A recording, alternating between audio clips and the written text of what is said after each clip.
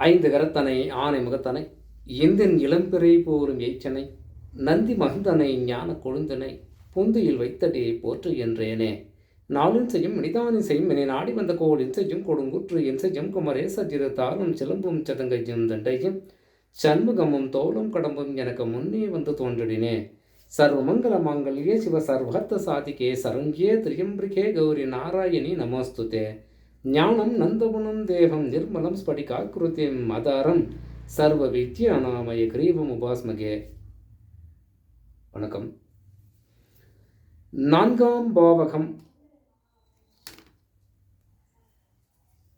அந்த நான்காம் பாவகம் என்பது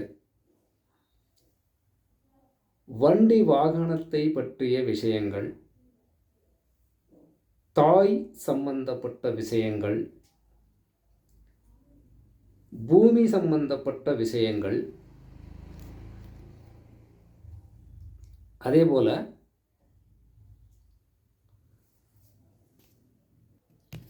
வித்தை, கல்வியை பற்றிய, அதேபோல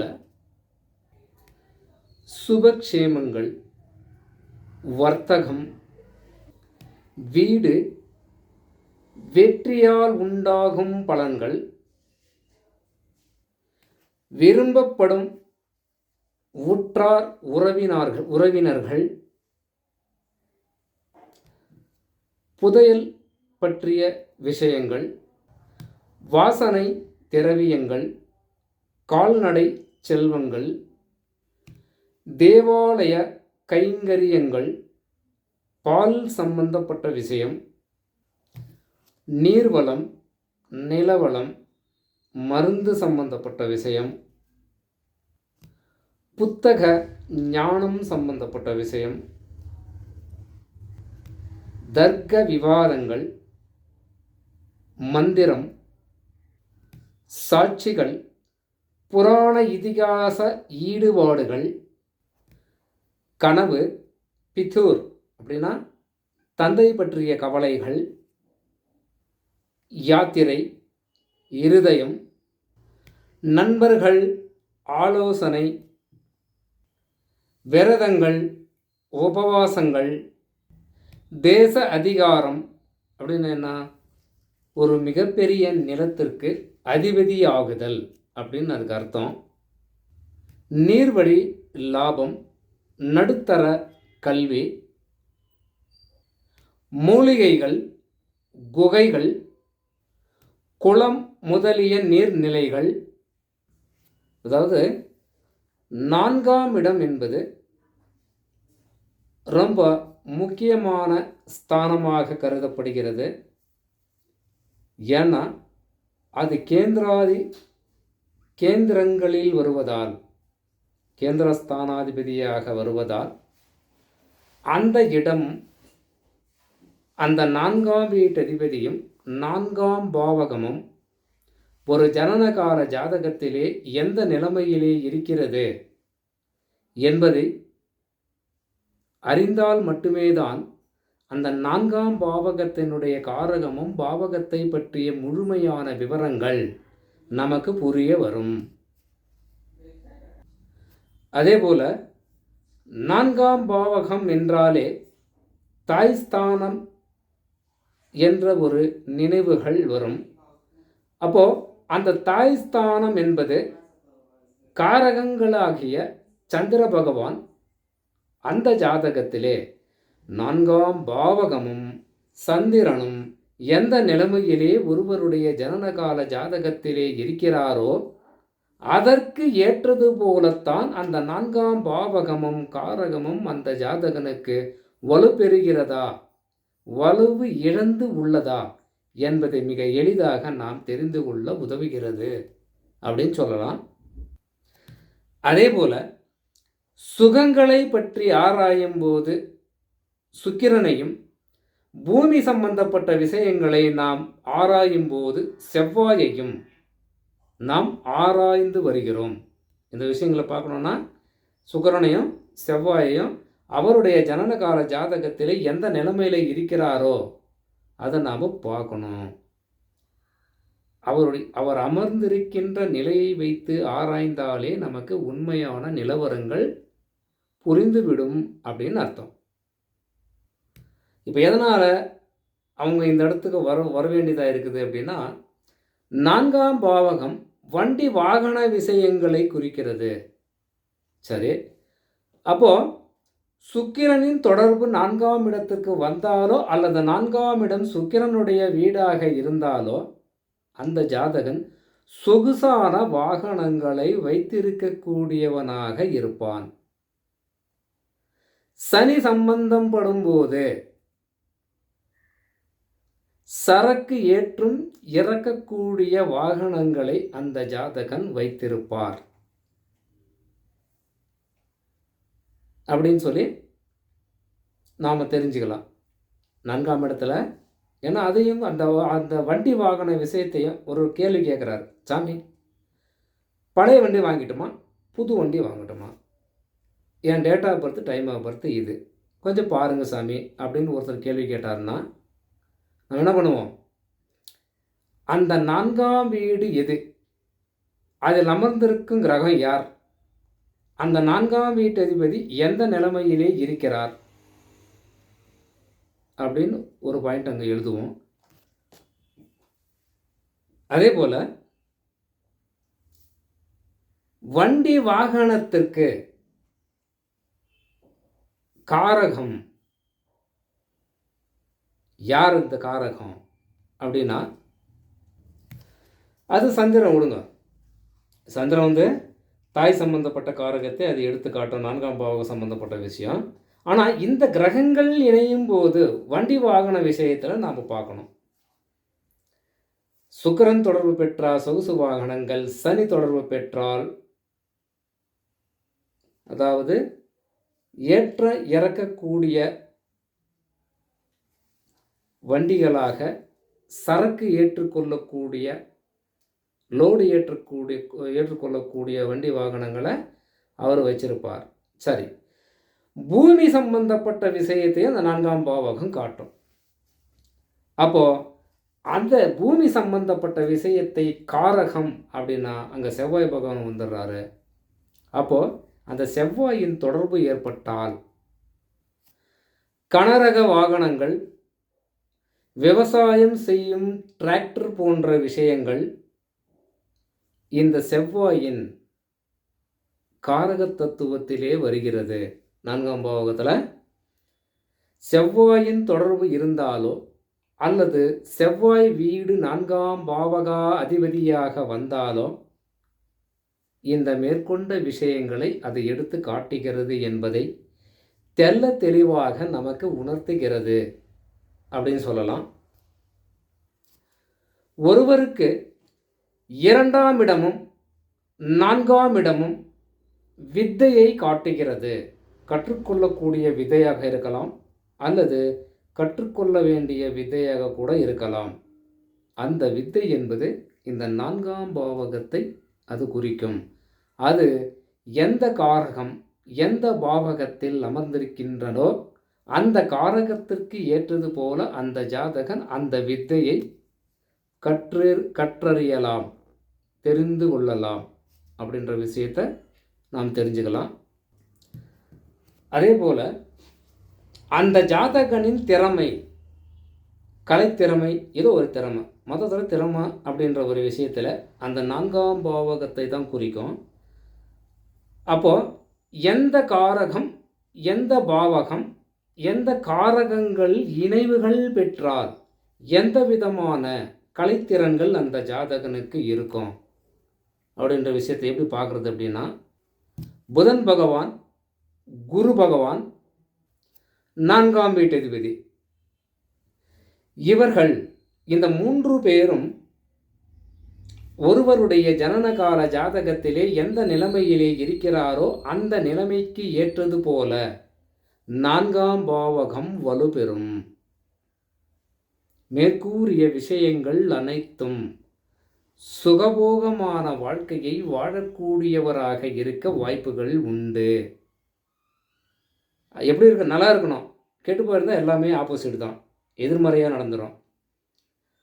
நல்ல நிலைமையிலே இருந்தால் சுபத்தன்மைகள் சுப பலன்கள் அந்த ஜாதகனுக்கு ஏற்படும் அப்படின்னு சொல்லி நாம் தெரிஞ்சுக்கலாம். ஒரு சிலர் அந்த ஜாதகன் இருக்கும் நிலைக்கு தகுந்தவாறு படிப்புகள் இல்லாவிட்டாலும் மிக திறமையாக செயல்படுவார்கள். பூமி சம்பந்தப்பட்ட விஷயம், வண்டி வாகனம் சம்பந்தப்பட்ட விஷயத்திலே, கூர்மையான அறிவுகள் சம்பந்தப்பட்ட விஷயத்திலே ஒரு சிலர் சுத்தமாக படிச்சிருக்க மாட்டாங்க, எழுத்தறிவே இல்லாதவர்களாக இருப்பார்கள். ஆனால் அவருடைய ஜாதகத்திலே மேற்கூறிய விஷயங்கள், இந்த புதனும் 4ஆம் வீட்டு அதிபதியும் குருவும் இவர்கள் நல்ல நிலைமையிலே இருந்துவிட்டால் படித்தவன் இவர்கிட்ட ஒன்றும் பண்ண முடியாது. டிகிரி மேலே டிகிரி வாங்கியிருந்தாலும் இந்த அமைப்பு உள்ளவரிடம் பேச முடியாது. அந்த அளவிற்கு மிக கூர்மையான புத்தி கொண்டவர்களாக இருக்க அதிக வாய்ப்புகள் உண்டு அப்படின்னு சொல்லலாம். இப்போது ஒருவர் கேள்வி கேட்குறார். என்னன்னு கேள்வி? சாமி, எனக்கு சொந்த வீடு அமையுமா? சொந்த வீடு எனக்கு அமையுமா? அந்த வாய்ப்பு கிட்டுமா? அல்லது கட்டியிருக்கிற வீடு தான் நான் வாங்கணுமா? அல்லது என் வாழ்க்கை பூரா வெறும் வாடகை வீடு தானா? எப்படி என்னுடைய வாழ்க்கை, குடும்ப விஷயம், வீடு சம்பந்தப்பட்ட விஷயத்தில் எனது வாழ்க்கை எப்படி இருக்கும், எப்படி ஓடிக்கிட்டு இருக்கும் அப்படின்ற ஒரு கேள்வி கேட்பாங்க சில பேர். சில பேர் என்ன பண்ணுவாங்க, சாமி நான் புதுசாக வீடு கட்டணும், அந்த யோகம் இருக்கா இல்லையா, அதையாவது சொல்லுங்கள் சாமி அப்படின்னு சொல்லி கேள்வி கேட்பாங்க.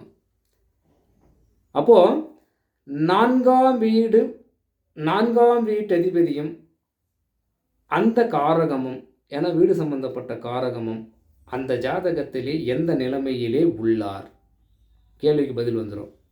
அவருடைய கேள்வி, கட்டியிருக்கிற வீட்டை வாங்கிறதா அல்லது நிலம் வாங்கி சைடு வாங்கி அதில் வீடு கட்டுறதா, எப்படி கட்டணும்னா நல்லா இருக்கும், நான் எப்படி வாழ்வேன் அப்படின்ற ஒரு விஷயம் நமக்கு தெரிய வரணும் இல்லையா? அவர் கேட்பார், கேள்வி கேட்பார், அதை சொல்லி சாமின்னுவார். அப்போது நாம் என்ன பண்ணணும், இந்த 4ஆம் பாவகத்தில் அமர்ந்துள்ள கிரகம் காரக தத்துவங்கள் ஆராய்ந்து சொல்ல வேண்டும். அப்படின்னா அந்த 4ஆம் இடம் சுக்கிரன் வீடாக இருந்தால், அல்லது சுக்கிரனே அந்த வீட்டில் இருந்தால், அல்லது சுக்கிரனின் வீடாக இருந்தால் அந்த ஜாதகன் என்ன நினைக்கிறானோ புதுமையான டூப்ளஸ் வீடே கட்டலாம். பெரிய அழகான ஆடம்பரமான ஒரு வீடு இந்த ஜாதகனால் கட்ட முடியும். நல்லா இருந்தால், யார்? 4ஆம் வீட்டு அதிபதியும் சுக்கிரனும் நல்லா இருந்தால் கட்டலாம். அதே போல் சனியோ அல்லது ராகுவோ அல்லது கேதுவோ இந்த 4ஆம் வீட்டு அதிபதியோடு இணைந்திருந்தால் அல்லது தொடர்பு பெற்றால் எப்படி இருக்கும் அப்படின்னா, கட்டி இருக்கிற ஒரு பழைய வீட்டை சொந்தமாக்க முடியும். யார்? இந்த ராகு ப்ளஸ் கேது ப்ளஸ் சனி, இவர்கள் 3 பேரும் அந்த 4ஆம் வீட்டு அதிபதிக்கு, அல்லது அந்த 4ஆம் வீட்டு அதிபதி அவரேயானால் இவர்களேயானால், இவர் கட்டியிருக்கிற வீடு மட்டும்தான் வாங்க முடியும், புதுசாக வீடு கட்ட முடியாது.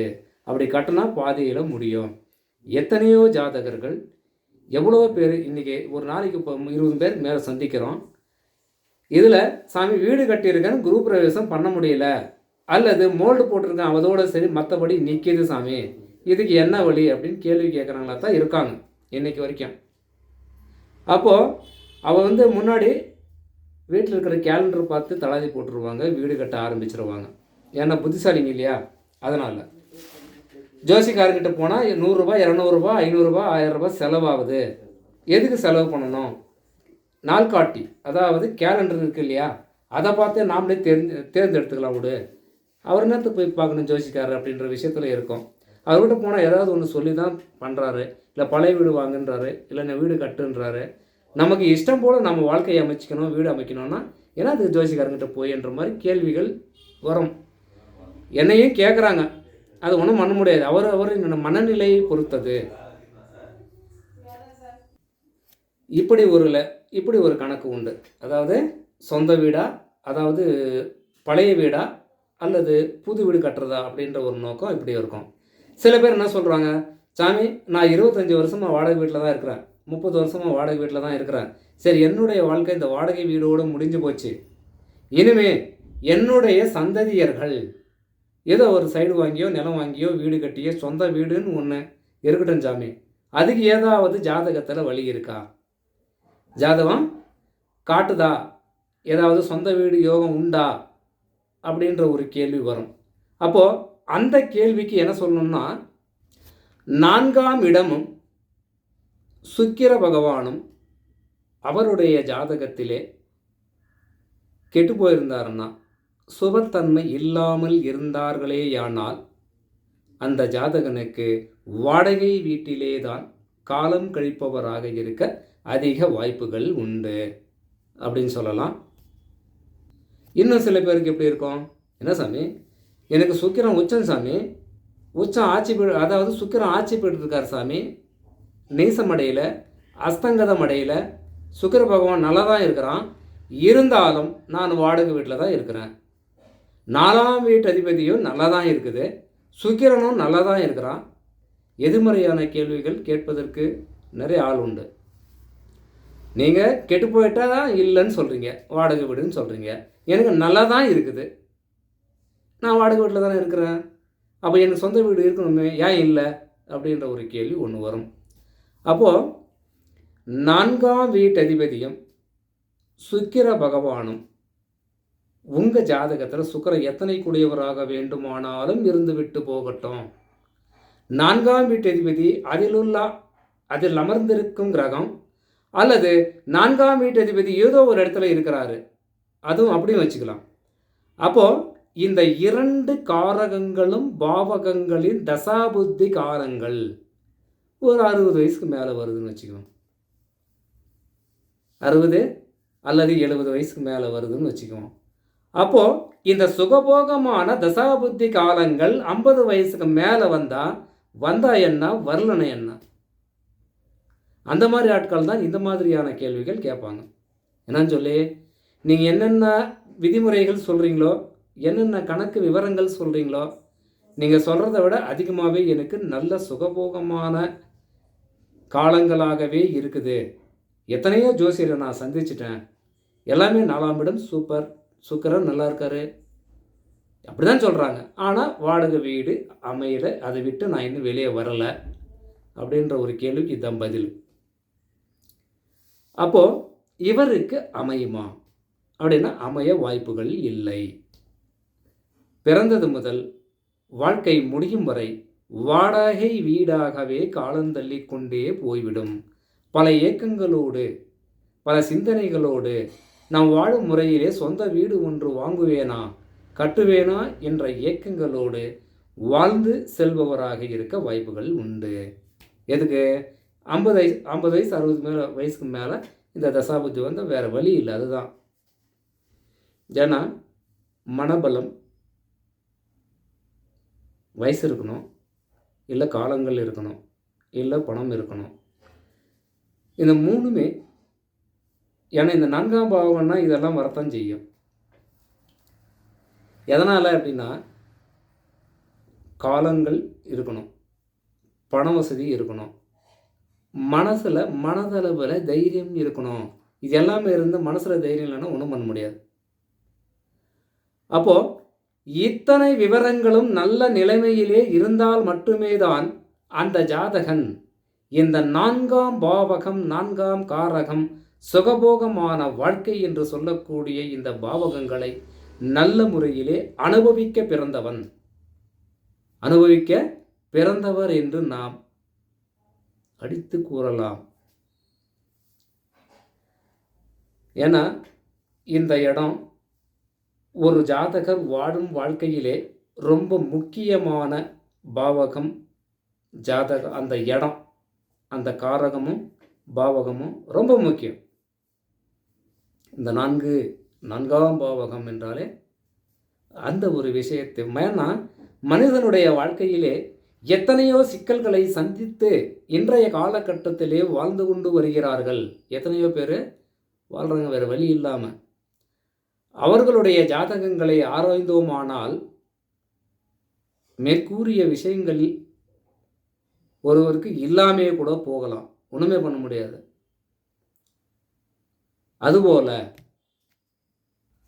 4ஆம் பாவகத்தில் செவ்வாய், புதன், குரு, சுக்கிரன், சனி ஆகிய கிரகங்களில் ஒன்று ஆட்சியாகவோ உச்சமாகவோ இருந்தால் அந்த இடம்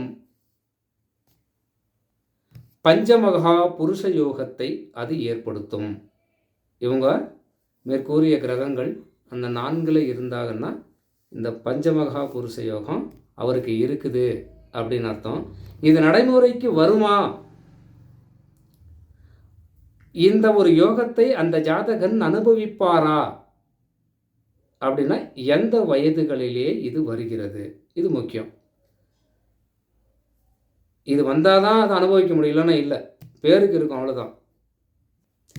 சனி பகவானோ அல்லது செவ்வாய் பகவானோ 4ஆம் இடத்திலே இருப்பது நல்லது அல்ல அப்படின்னு சொல்லி ஒரு சில நூல்களிலே படிச்சிருக்கிறோம். இது சுபத்தன்மை ஏற்படுத்தாது அப்படின்னு பார்த்துருக்கோம். நிறைய ஜாதகங்களை ஆராய்ஞ்சிக்கிறோம். இவர்கள் லக்ன சுபராய் இருந்தார்களேயானால், ஏன்னா லக்ன சுபராய் இருந்தால் இவங்க அதனுடைய அந்த தசாபுத்தி காலங்களிலே சுப போகங்களை அனுபவிக்க பிறந்தவர்கள் அப்படின்னு சொல்லிடலாம். ஏன்னா அது ஒரு விதிவிலக்கு உண்டு ஜாதகத்தில். இப்படி 4ஆம் இடம் வாகனஸ்தானம், மாதோர் ஸ்தானம், சுகஸ்தானம், வித்தை ஸ்தானம், சதுர்த்த கேந்திரம் என்றெல்லாம் கூறுகிறோம். இதை அந்த 4ஆம் பாவகத்தை இப்படி சொல்கிறோம். சொல்லிய வித்தை வாகனம் சுபங்கள் சூழ் வியாபாரமும் மனையும் வெல்லுமேம்படும் சௌக்கியமும் விரும்பு நல்லுணர்வு, அதாவது விரும்பு நல் உறவினராகும் நல்ல நிட்சேபம் பர விஷயங்கள் நரைகமல் பால் பசு கன்று வல்லதோர் தேவதானம் இப்பலனை வழுத்து 4ஆம் இடம் கொண்டே.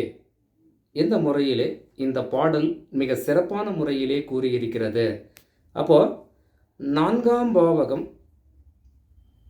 ஒரு மனிதனுக்கு இன்றியமையாததாகிறது.